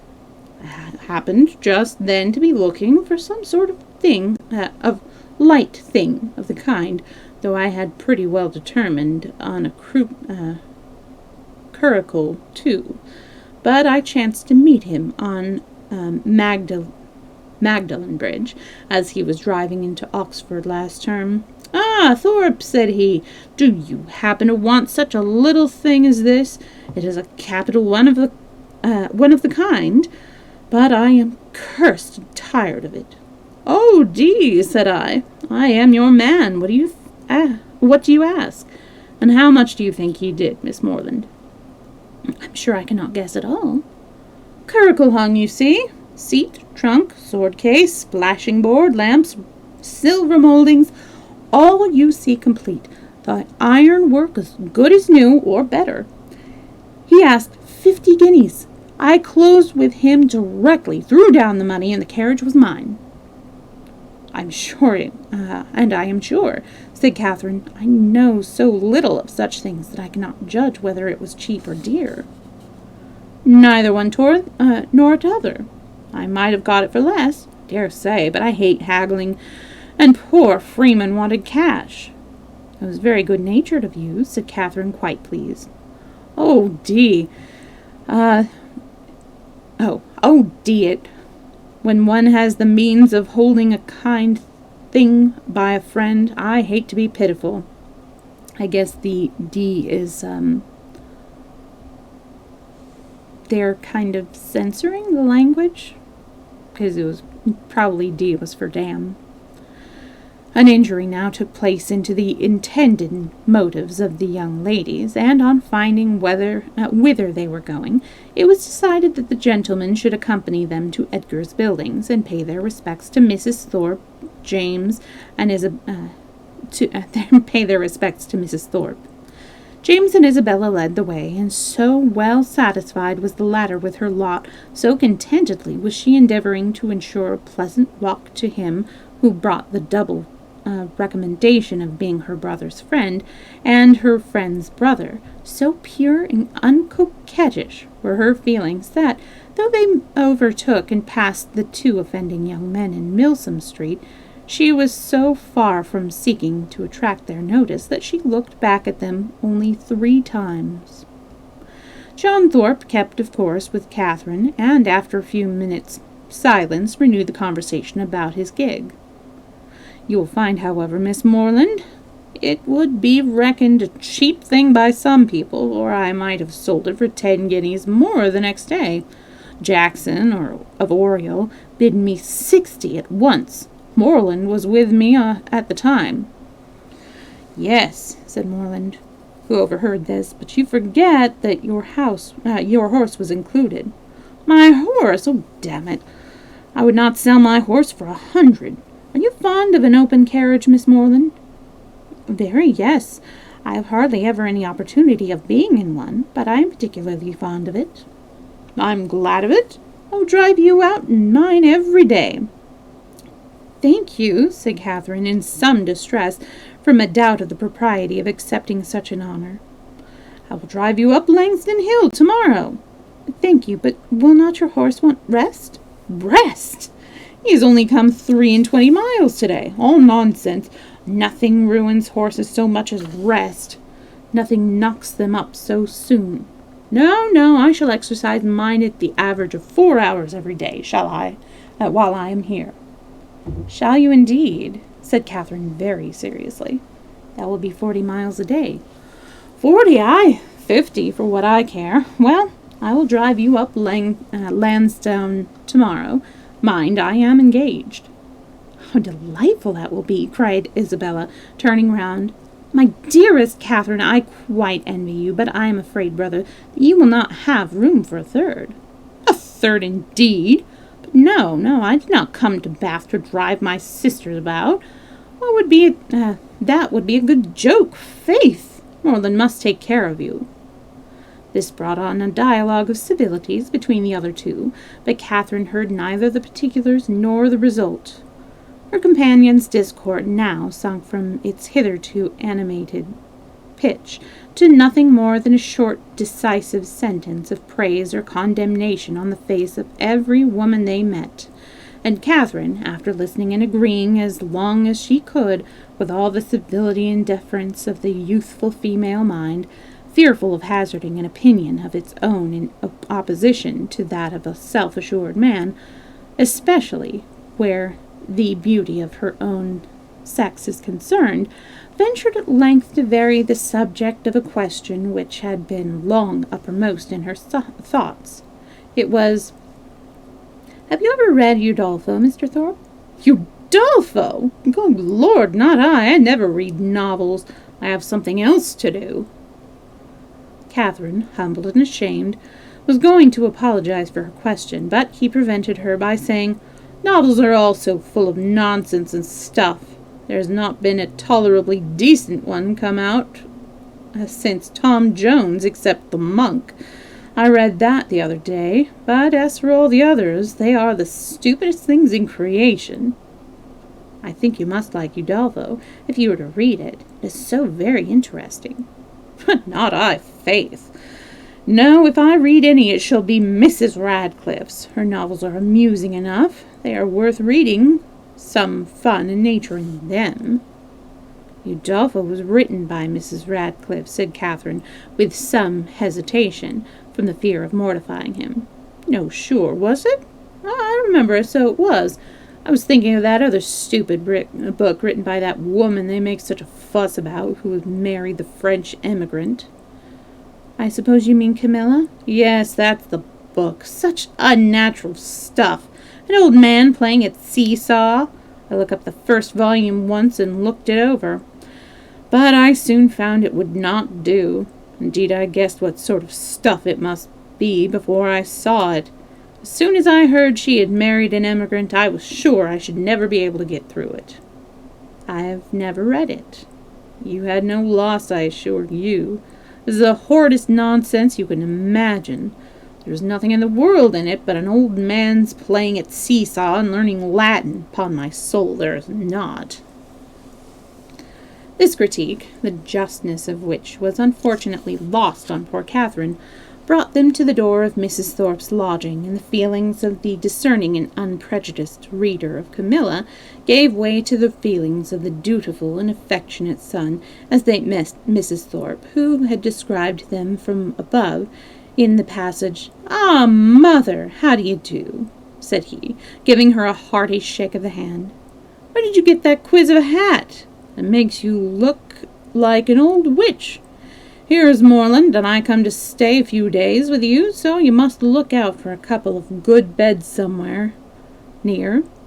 And this address seems to satisfy all the fondest wishes of the mother's heart, for she received him with the most delighted and exulting affection. On his two younger sisters, He then bestowed an equal portion of his fraternal tenderness, for he asked each of them how they did, and observed that they both looked very ugly.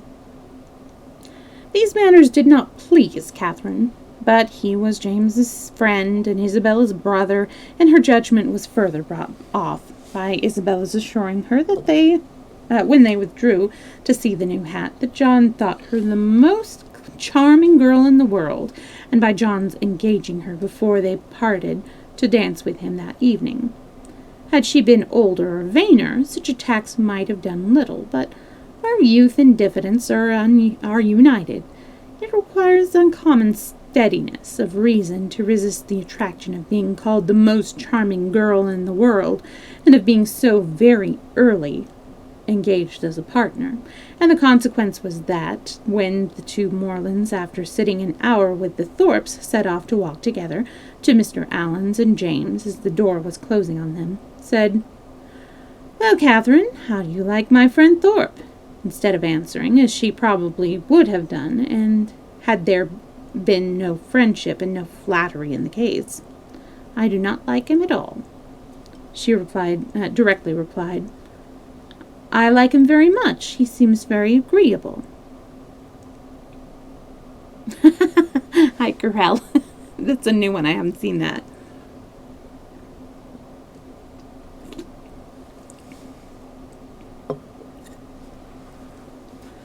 He is as good-natured a fellow as ever lived. A little of a rattle, but that will recommend him to your sex, I believe. And how do you like the rest of the family? Very, very much indeed. Isabella particularly. I like it. That's a good one. I am very glad to hear you say so. She is just the kind of young woman I could wish to see you attached to. She has had much good sense, and is so thoughtfully unaffected and amiable. I always wanted you to know her, and she seems very fond of you. She said the highest things in your praise that could possibly be, on the praise of such a girl as Mrs. Thorpe. Even you, Catherine, taking her hand with affection, may be proud of. "Indeed I am," she replied. "I love her exceedingly, and I'm delighted to find that you like her too. You hardly mentioned anything of her when you wrote to me after your visit here." "Because I thought I should soon see you myself. I hope you will be a great deal together while you are in Bath. She is a most amiable girl, such a superior understanding. How fond all the family are of her. She is evidently the general favorite, and how much she must be admired in such a place as this, is she not?" "Yes, very much indeed, I fancy. Mr. Allen thinks her the prettiest girl in Bath." "I dare say he does. And I did not know any man who was a better judge of beauty than Mr. Allen. I need not ask you whether you are happy here, my dear Catherine, with such a companion and friend as Isabella Thorpe. It would be impossible for you to be otherwise, and the Allens, I am sure, are very kind to you." "Yes, very kind. I never was so happy before, and now you are come it will be more delightful than ever. How good it is of you to come so far on purpose to see me." James accepted this tribute of gratitude, and qualified his conscience for accepting it too, by saying with perfect sincerity, "Indeed, Catherine, I love you dearly." Inquiries and communications concerning brothers and sisters, the situation of some, the growth of the rest, and other family matters, now passed between them, and continued with only one small digression on James' part in praise of Miss Thorpe, till they reached Pulteney Street, where he was welcomed with great kindness by Mr. and Mrs. Allen, invited by the former to dine with them, and summoned by the latter, to which the price and weight invited by the former to dine with them, and summoned by the latter to guess the price and weigh the merits of a new muff and tippet. A pre-engagement in Edgar's building prevented his accepting the invitation of one friend, and obliged him to hurry away as soon as he had satisfied the demands of the other. The time of the two parties uniting in the octagon room being correctly adjusted, Catherine was then left to the luxury of raised, restless, and frightened imagination over the pages of Udolpho. Lost from all worldly concerns of dressing and dinner, incapable of soothing Mrs. Allen's fears on the delay of an expected dressmaker, and having only 1 minute in 60 to bestow even on the reflection of her own felicity in being already engaged for the evening. The book which they mention, Udolpho, is actually a real book. I don't remember I don't think that's the whole title. But yeah, I've been meaning to look it up because who knows, that might be a future story time. Chapter 8. In spite of Udolpho and the dressmaker, however, the party from Pulteney Street reached the upper rooms in very good time. The Thorpes and James Morland were there only 2 minutes before them, and Isabella, having gone through the usual ceremonial of meeting her friend with the most smiling and affectionate haste, of admiring the set of her gown, and envying the curl of her hair, they followed their chaperons, arm in arm, into the ballroom, whispering to each other whenever a thought occurred, and supplying the place of many ideas by a squeeze of the hand or a smile of affection. The dancing began within a few minutes after they were seated, and James, who had been engaged quite as long as his sister, was very importunate with Isabella to stand up, but John was gone into the card-room to speak to a friend, and my dear Catherine could join and nothing, she declared, should induce her to join the set before my dear Catherine would join it too. I assure you, said she, I would not stand up without your dear sister for all the world, for if I did, we should certainly be separated the whole evening. Catherine accepted this kindness with gratitude, and they continued as they were for 3 minutes longer, when Isabella, who had been talking to James on the other side of her, turned again to his sister and whispered, My dear creature, I am afraid I must leave you. Your brother is so amazingly impatient to begin. I know you will not mind my going away, and I dare say John will be back in a moment, and then you may easily find me out. Catherine, though a little disappointed, had too much good nature to make any opposition, and the others rising up, Isabella had only time to press her friend's hand and say, Goodbye, my dear love, before they hurried off. The younger Miss Thorpes began also dancing. Catherine was left to the mercy of Mrs. Thorpe and Mrs. Allen, between whom she now remained. She could not help being vexed at the non-appearance of Mr. Thorpe, for she not only longed to be dancing, but was likewise aware that, as the real dignity of her situation could not be known, she was sharing with the scores of other young ladies still sitting down all the discredit of wanting a partner. To be disgraced in the eye of the world, to wear the appearance of infamy,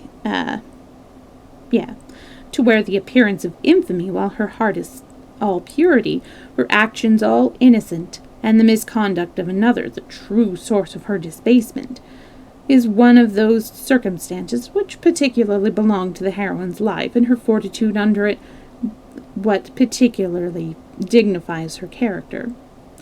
Catherine had fortitude too. She suffered, but no murmur passed her lips.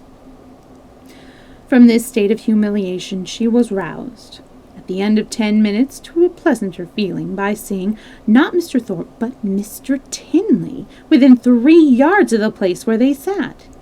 He seemed to be moving that way, but he did not see her, and therefore the smile and the blush which his sudden reappearance raised in Catherine passed away without sullying her heroic importance. He looked as handsome as lively as ever, and was talking with interest to a fashionable and pleasant-looking young woman who leant on his arm, and whom Catherine immediately guessed to be his sister, thus unthinkingly throwing away a fair opportunity of considering him lost to her forever by being married already. But guided only by what was simple and probable, it had never entered her head that Mr. Tinley could be married. He had not behaved, he had not talked like the married men to whom she had been used. He had never mentioned a wife, and he had acknowledged a sister. From these circumstances sprang the instant conclusion of his sister's now being by his side, and therefore, instead of turning for a death-like paleness and falling in a fit on Mrs. Allen's bosom, Catherine sat erect, in the perfect use of her senses, and with cheeks only a little redder than usual. Mr. Tinley and his companion, who continued, though slowly, to approach, were immediately preceded by a lady, an acquaintance of Mrs. Thorpe's, and this lady stopping to speak to her. They, as belonging to her, stopped likewise, and Catherine, catching Mr. Tinley's eye, instantly received from him the smiling tribute of recognition. She returned it with pleasure, and then advancing still nearer, he spoke both to her and Mrs. Allen, by whom he was very civilly acknowledged. "I am very happy to see you again, sir, indeed. I was afraid you had left Bath." He thanked her for her fears, and said that he had quitted it for a week, on the very morning after his having had the pleasure of seeing her. "Well, sir, and I dare see you were not sorry to be back again, for it is just the place for you young people, and indeed for everybody else too. I tell Mr. Allen, when he talks of being sick of it, that I am sure he should not complain, for it is so very agreeable a place that it is much better to be here than at home at this dull time of year. I tell him he is quite in luck to be sent here for his health. And I hope, madam, that Mr. Allen will be obliged to like the place from finding it of service to him." "Thank you, sir, I have no doubt that he will. A neighbor of ours, Dr. Skinner, was here for his health last winter, and came away quite stout. That circumstance must give great encouragement." "Yes, sir, and Dr. Skinner and his family were here 3 months, so I tell Mr. Allen he must not be in a hurry to get away." Here they were interrupted by a request from Mrs. Thorpe to Mrs. Allen that she would move a little to accommodate Mrs. Hughes and Miss Tinley with seats, as they had agreed to join their party. This was accordingly done, Mr. Tinley still continuing standing before them, and after a few minutes' consideration, he asked Catherine to dance with him. This compliment, delightful as it was, produced severe mortification to the lady, and in giving her denial, she expressed her sorrow on the occasion so very much as if she really felt that it had... She expressed her sorrow on the occasion so very much as if she really felt it that had Thorpe, who joined her... who joined her just afterwards, been half a minute earlier, he might have thought her sufferings rather too acute. The very easy manner in which he then told her that he had kept her waiting did not by any means reconcile her more to her lot. Nor did the particulars which he entered into, while they were standing up, or the horses and dogs of the friends whom he had just left, and of a proposed exchange of terriers between them, interest her so much as to prevent her looking every often towards that part of the room where she had left Mr. Tinley. Of her dear Isabella, to whom she particularly longed to point out that gentleman, she could see nothing. They were in different sets. She was separated from all her party and away from all her acquaintance.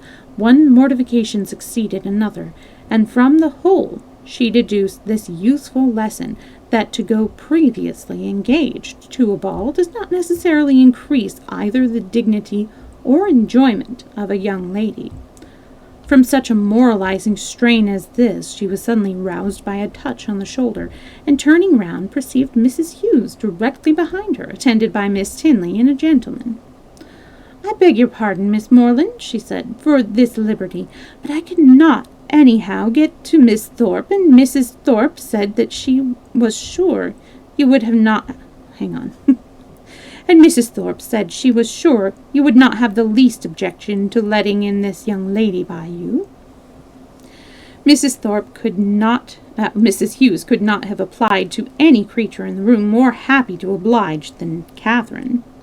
The young ladies were introduced to each other, Miss Tinley's expressing a proper sense of such goodness, Miss Morland with the real delicacy of a generous mind making light of the obligation, and Mrs. Hughes, satisfied with having so respectably settled her young charge, returned to the party.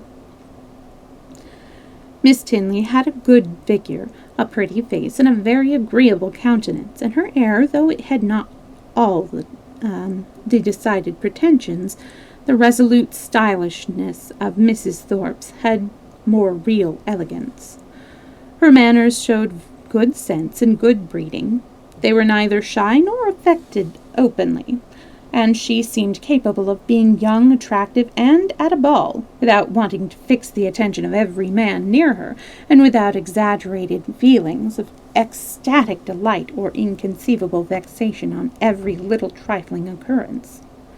Catherine, interested at once by her appearance and her relationship to Mr. Tinley, was desirous of being acquainted with her, and readily talked therefore whenever she could think of anything to say, and had courage and leisure for saying it. But the hindrance thrown in the way of a very speedy intimacy by the frequent want of one or more of these requisites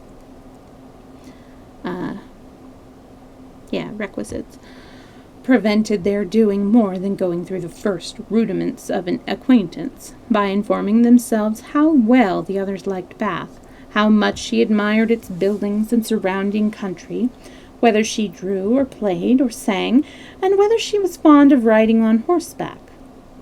The 2 dances were scarcely concluded before Catherine found her arm gently seized by her faithful Isabella, who in great spirits exclaimed, "At last I have got you, my dearest creature! I have been looking for you this hour. What could induce you to come into this set, when you knew I was in the other? I have been quite wretched without you. My dearest Isabella, how was it possible for me to get to you? I could not even see where you were. Oh, hey, Obvious. Good to see you."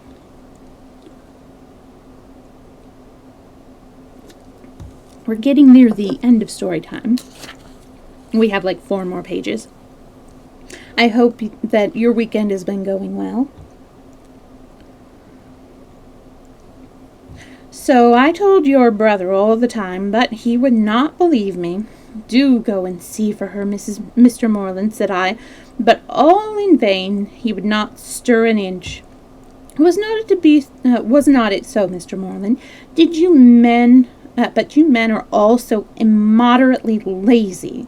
I've been scolding him to such a degree, my dear Catherine, you would be quite amazed. You know I never stand upon ceremony with such people. We're going to be having a watch party. Nice. What are you going to be watching? I'm actually planning on doing a little bit of a game stream. So sadly, I will not be joining you. I'm still doing a little bit of. Okay.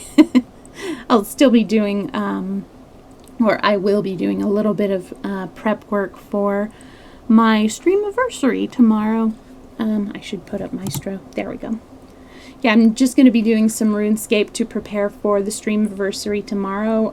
We're going to be playing RuneScape, and we're going to be doing some dungeoneering dungeons, because, you know, the dungeoneering dungeons are like tiny adventures all in themselves. Not really storyline in those. Oh, nice. It's good to have a list to go through them.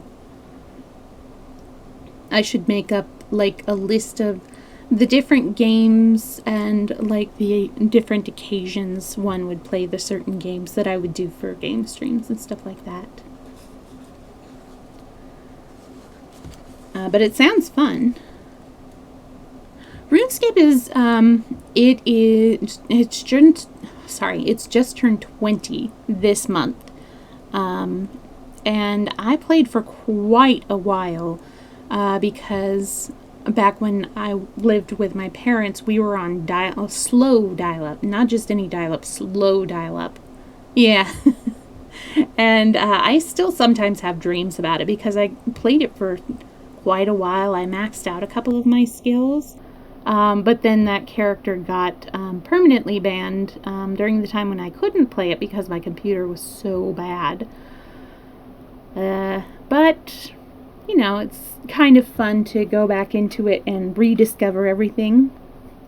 Even though I remember where, like, a lot of the things are in, like, the different villages. I didn't do anything, actually. It was during my hiatus where, you know, I couldn't play because of the quality of my computer. Somebody hacked into my account. It was 2 years ago. Yes, shenanigans. And they used my account to bot. They would... there are some bot programs, of course, illegal, where you just set them up and they will... they'll skill and gain a bunch of... I think they use it to make money, but I'm not really sure how. But it's like a heinous problem that actually used to be more prominent back in the day. Yeah, farm gold and other stuff, and farm resources to make more gold. I know that some people do that, and then they'll sell the character, or I'm not really sure exactly how they do it, but I was going to try to appeal, but they said that permanent bans, they will not appeal, even though other people have said that they will sometimes, because they've already done all the research behind it, and it's like, well, you know what, I couldn't even play for 5 or 6 years. Yeah, power level tunes. And I was very high level already. But I'm returning to it. This is going to be like more my my public name account. It's Storytime Sun is my name on there. Which, I mean... because that's as many characters that I could get into the name. And it's so fun to be doing the skilling for like the lower level stuff, because man, you raise levels a lot when you're lower level. I'm already at I'm close to 50 on mining, getting close to 40 on smithing, and yeah, it's crazy. It's fun. I'm enjoying it.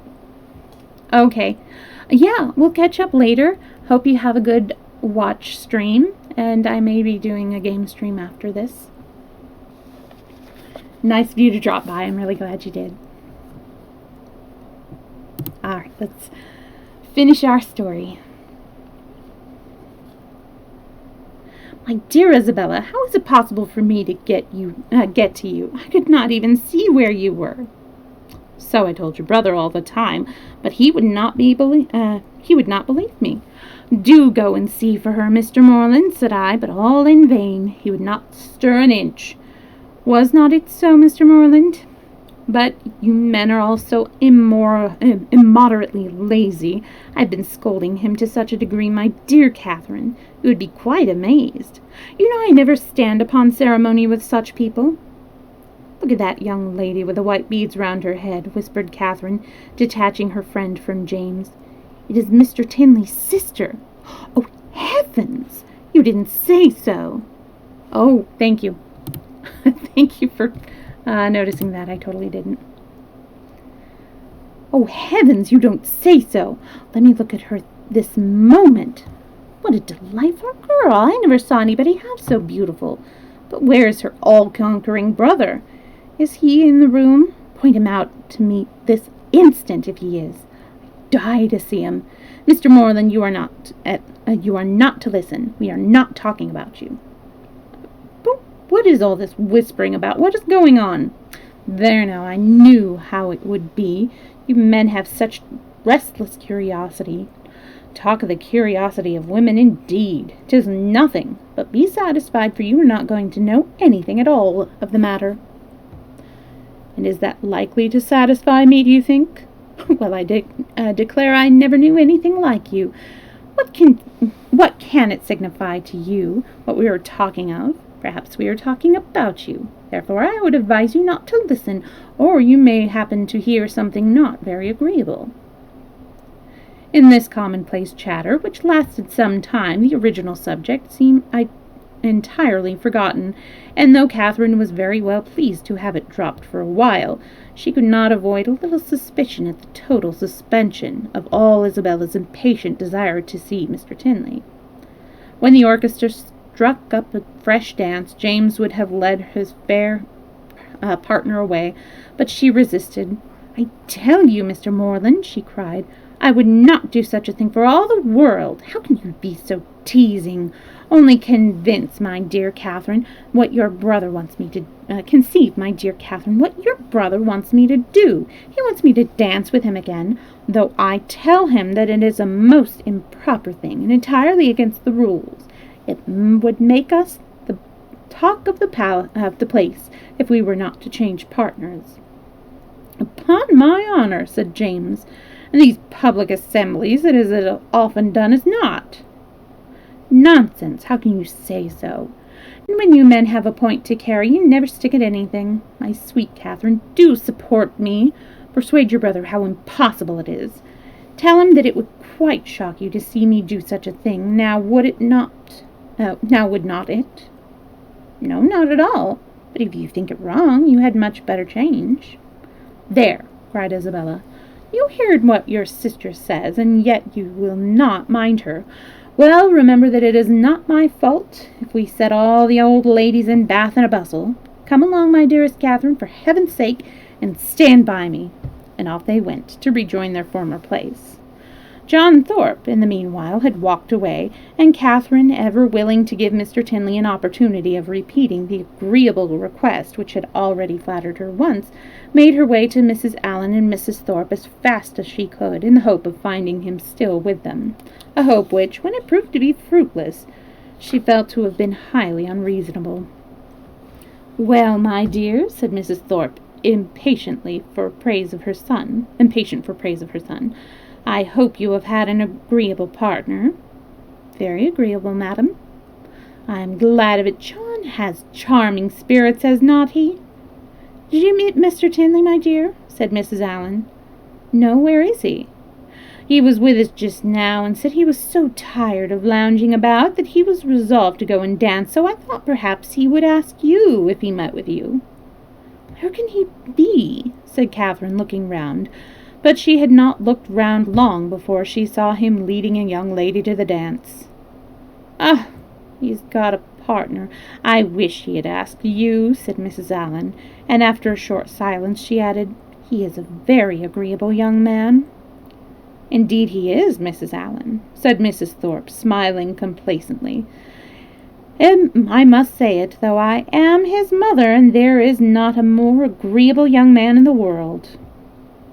This inapplicable answer might have been too much for the comprehension of many, but it did not puzzle Mrs. Allen, for after only a moment's consideration she said in a whisper to Catherine, "I dare say she thought I was speaking of her son." Catherine was disappointed and vexed. She seemed to have missed by so little the very object she had been in view, and this persuasion did not incline her to a very gracious reply, when John Thorpe came up to her soon afterwards and said, "Well, Miss Morland, I suppose you and I are to stand up and gee together again." "Oh, no, I am much obliged to you. Our 2 dances are over, and besides, I am tired and do not mean to dance any more." "Oh, no, do not you? Then let us walk about and quiz people. Come along with me, and I will show you the 4 greatest quizzers in the room. My 2 younger sisters and their partners. I've been laughing with them this half-hour." Again Catherine excused herself, and at last he walked off to quiz his sisters by himself. The rest of the evening she found very dull. Mr. Tinley was drawn away from their party at tea to attend that of his partner. Miss Tinley, though belonging to it, did not sit near her, and James and Isabella were so much engaged in conversing together that the latter had no leisure to bestow more on her friend than one smile, one squeeze, and one "Dearest Catherine."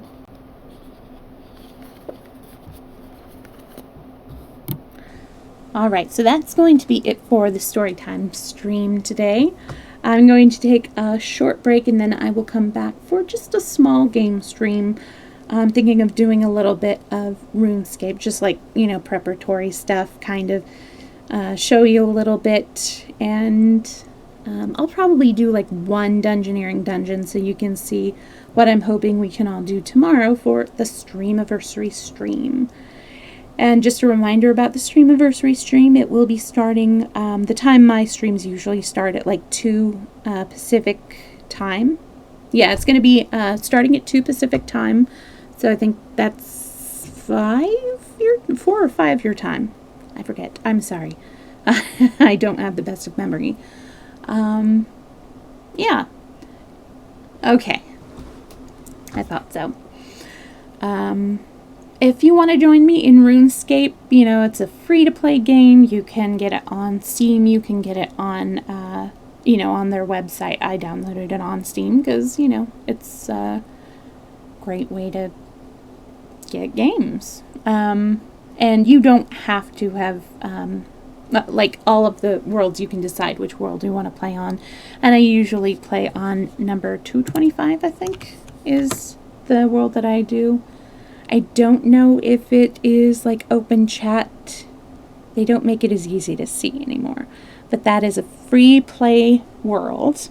I'm doing a free play activity, so nobody has to be a member. I'm doing like low level stuff, so you don't have to have any skills built up or anything like that. If you do, that's cool. Like I'll have some skills built up so I can help like farming and processing resources to get better quality equipment for anybody who joins me. And I'll explain that when I come back and show you what a dungeon is like. Anyways, gonna go ahead and end the story time here. Next story time is going to be on Wednesday. Same starting time, 2 to 4. And yeah, I hope to see you in a few. If not, I hope you have a great rest of your weekend. Bye.